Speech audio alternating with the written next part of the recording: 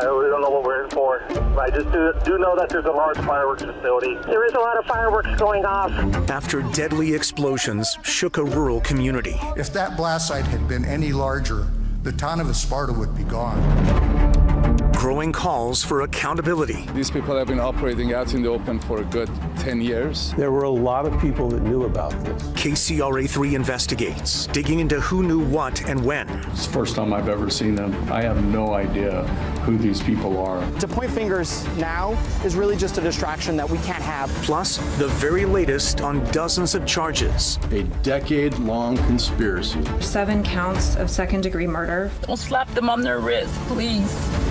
And demands for answers about what went wrong. Will the findings of the internal review be released to the public? I figured that something was going to come out. They actually owe us an explanation. In a KCRA 3 news special, Flashpoint, the search for answers 1 year later.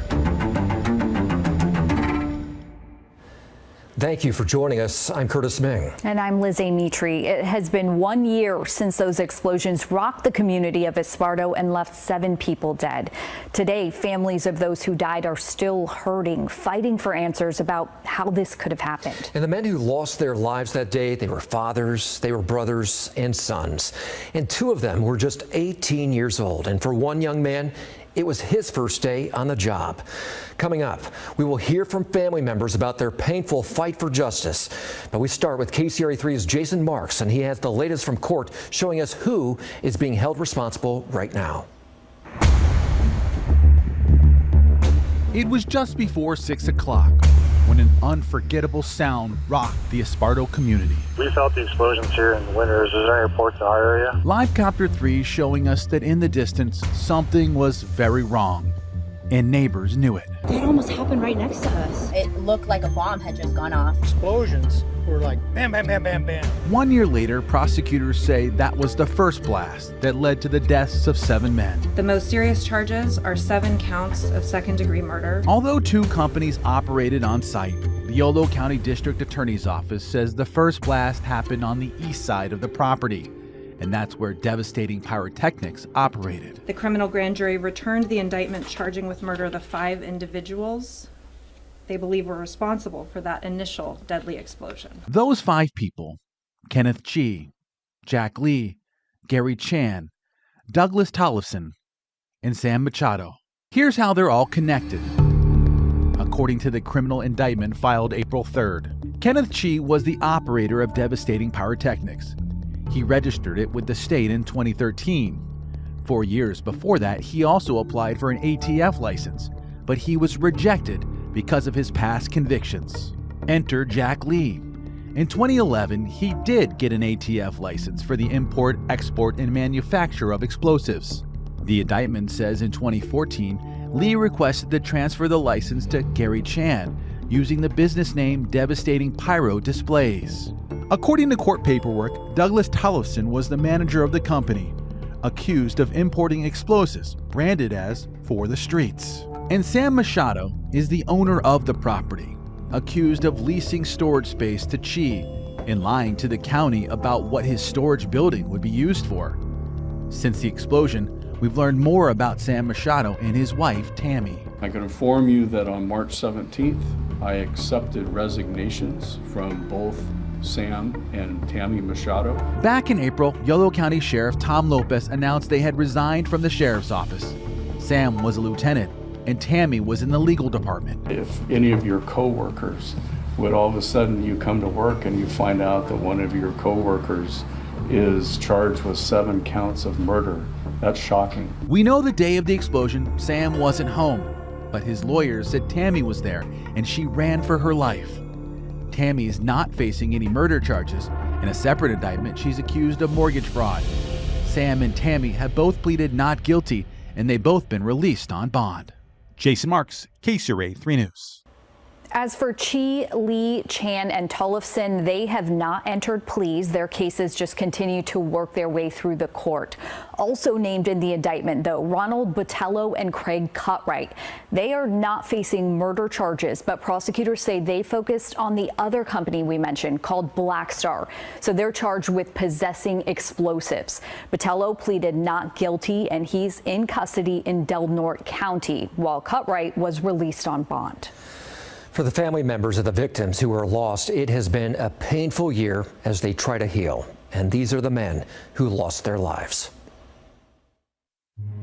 Johnny Ernesto Ramos on the right, 22, and his 18-year-old brother, Jesus Manassas Ramos of San Pablo on the left. It was Jesus's first day on the job, and he just found out he was going to be a dad. 28-year-old Joel Jr. Jeremias Melendez of Sacramento, a devoted dad and a husband to Maria. Here he is with his 11-month-old. He had another son on the way. 41-year-old Carlos Rodriguez Mora of San Andreas, described as a dedicated dad who was funny and did his best at everything.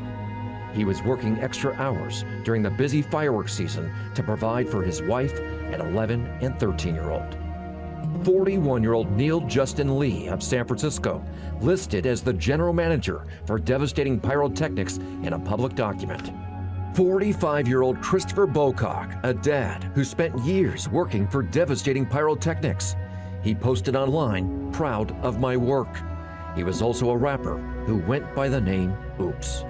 And 18-year-old Angel Matthew Voller, a star pitcher for Stockton's Venture Academy, called a fierce competitor, humble, and a respectful young man.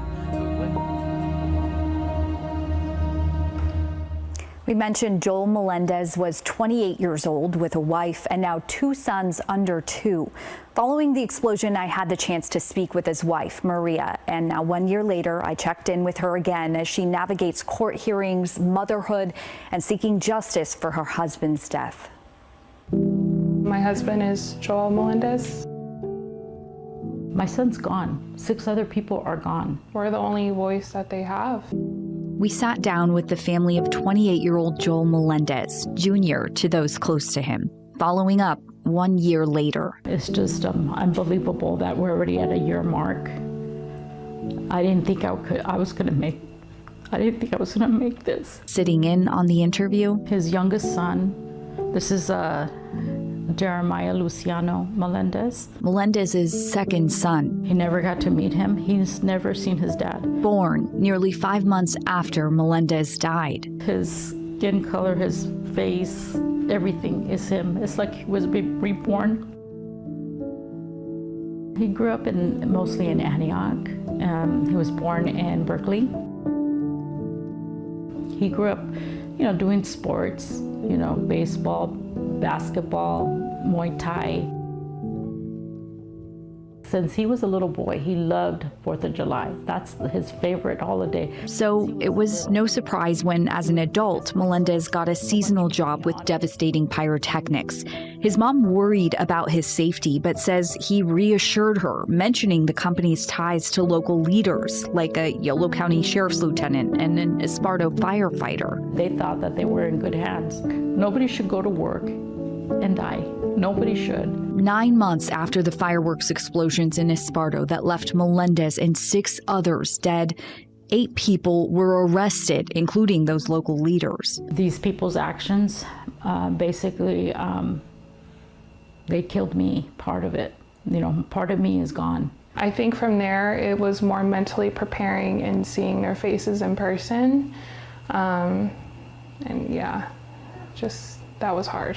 I lost my husband suddenly and violently. Investigators said the operation imported more than 11 million pounds of explosives over a 10-year period. It gives me chills. Prosecutors also said even after the deadly blast, the company's owner was working to restart and rebuild his illegal enterprise. It felt like a slap in the face. It felt like they weren't sorry, and it felt like the way that our loved ones died and what happened didn't matter. that's how it felt. Are there others that you feel like should be stepping up or taking more accountability or making changes in response? Yeah. After a scathing Yolo County civil grand jury report titled "Officials Knew, None Acted," last week the county responded. From what I've seen, it looked like just a bunch of pointing fingers. Moving forward, she hopes for more accountability and transparency for others as she focuses on her family. Making sure that my boys have a very close connection to with their dad's side, because that's all they have left. Yeah, okay. You ready?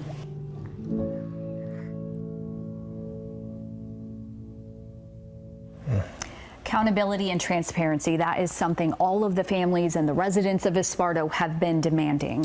And coming up, we take our questions to state and local leaders trying to pinpoint when officials learned about this illegal operation and why nothing was done to shut it down. There was a point where they could have acted to close down that business operation, and they did not. The county had about the least information about what was going on here. That's coming up in our KCRA 3 special, Flashpoint, the search for answers 1 year later. We'll be right back. Welcome back to our KCRA 3 special, Flashpoint, the search for answers 1 year later. The explosion happened on July 1st, 2025, but prosecutors say this operation was growing for years. The grand jury also alleged a decade-long conspiracy by certain named defendants to construct a massive and illegal fireworks and explosives operation here in Yolo County. And we want to take you through that last decade. We went through hundreds of pages of emails, indictments, and permits to look at what happened and when. In 2015, the property's former owner died. Jerry Matsumura was a farmer who put on fireworks shows for the community.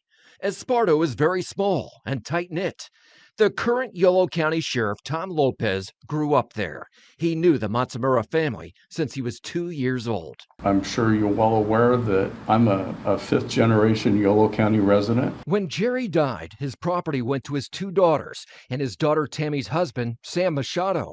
At the time of the explosion, all three worked for the sheriff's office. The criminal indictment shows 2015 as the same year Sam Machado let Kenneth Chi start operating his business, devastating pyrotechnics on his farm.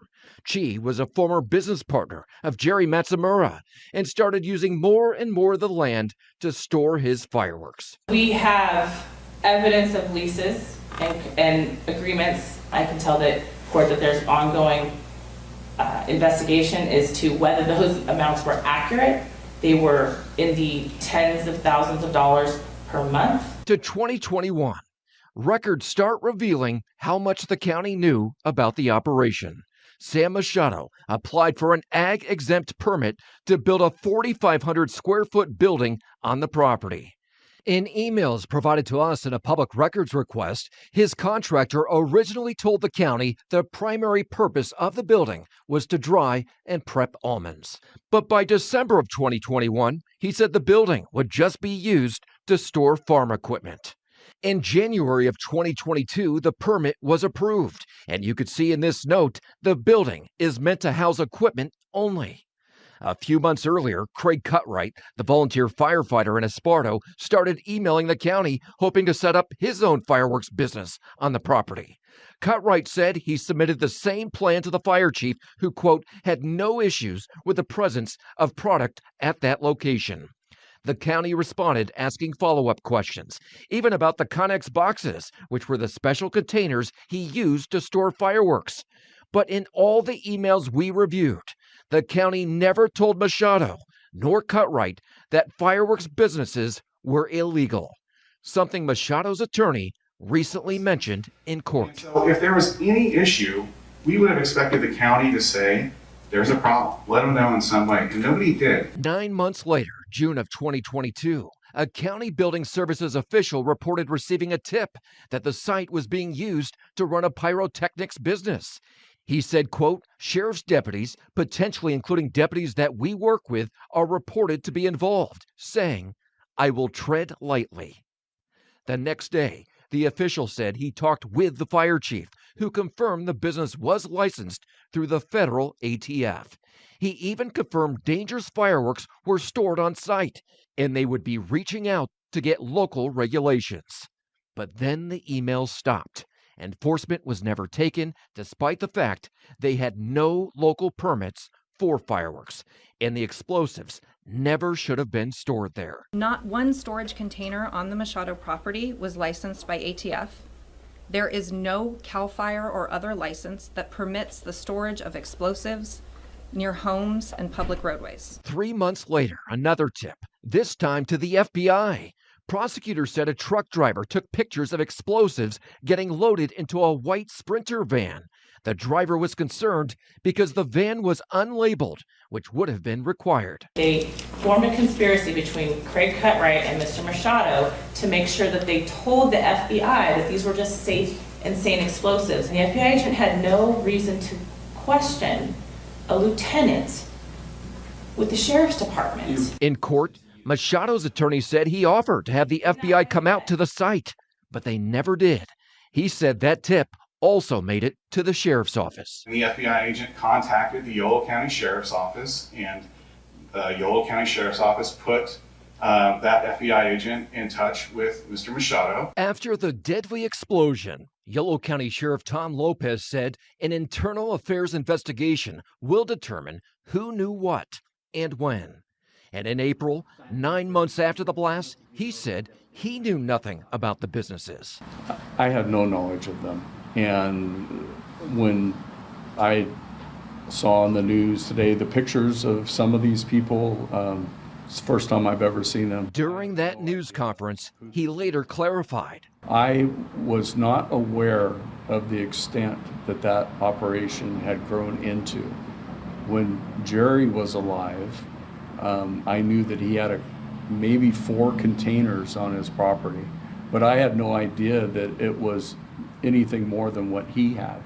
I did not know anything about Devastating Pyrotechnics or the other company that was working there. And the district attorney's office said the business did see a lot of growth over the years, expanding from 13 storage containers in 2015 to more than 50 in 2025. And over those 10 years, they say the operation imported more than 11 million pounds of explosives and related materials. So, of course, the big question is why? Why didn't the county stop any of this? Coming up, the county's response to that question and why leaders disagree with the findings of a recent civil grand jury report. Welcome back to our KCRA 3 special Flashpoint, the search for answers 1 year later. Regulating fireworks is complex. It requires checks at every level of government, from local to state to federal. But in the past year, we also found that system had major gaps. And Lizzie, this is something you've been working to clear up. What have you learned? Yeah, we found that all those different entities weren't always working together, and a lot of trust was actually placed on the fireworks operator itself. According to the criminal indictments, this was a years-long effort to deceive regulators at every level. That includes the federal government, the state government, and the county. That's spokesperson Will Arnold with Yolo County's response to the civil grand jury's report. A report that confirmed what KCRA 3 Investigates first revealed nearly a year ago, that county officials knew about fireworks in Esparto. By their own admission just last week, after county workers got a tip in 2022, the Esparto fire chief confirmed to them there were safe and sane fireworks and even more dangerous materials at that site. A site the county also knew did not have a local permit to store fireworks, yet they took no further action. If they had, the civil grand jury believes it could have prevented the deaths. It is not legal in Yolo County to have a business that involves fireworks. It's a blanket prohibition. And had they closed that business down, it wouldn't have been there. The county rejects this conclusion, saying code enforcement would not have been enough to alter the course of this large illegal enterprise. Still, we asked them several times about their responsibility, but they didn't really answer the question. Does the county accept any responsibility for not following up more aggressively after receiving the tips? So once again, the county has, let me think how to phrase this. So licensing and approval of fireworks facilities, including storage facilities, is the responsibility of the state, CAL FIRE, and the feds. As we already explained, the county does have a role in this, but instead of talking about that, they pointed to federal and state regulators. They noted the state fire marshal renewed devastating pyrotechnics license one day after seizing illegal explosives tied to the company. And all that happened about 1 month before the deadly Esparto explosions. Was that an oversight? Was that a mistake? You know, it's really important in this case that at this point, I don't say or do anything that may interfere with the DA's ability to not prejudice a jury. So here's what the state fire marshal did say. The laws and regulations at the time left open a loophole, a gap in communication between federal, state, and local entities, which KCRA 3 investigates uncovered just days after the explosions. So talk to us about any efforts to close that gap. What is the latest with all of that? Yeah, they are working on things. CAL FIRE, even lawmakers are working to make changes so that if a company wants a state license, they will actually check and make sure they're also getting proper local permits.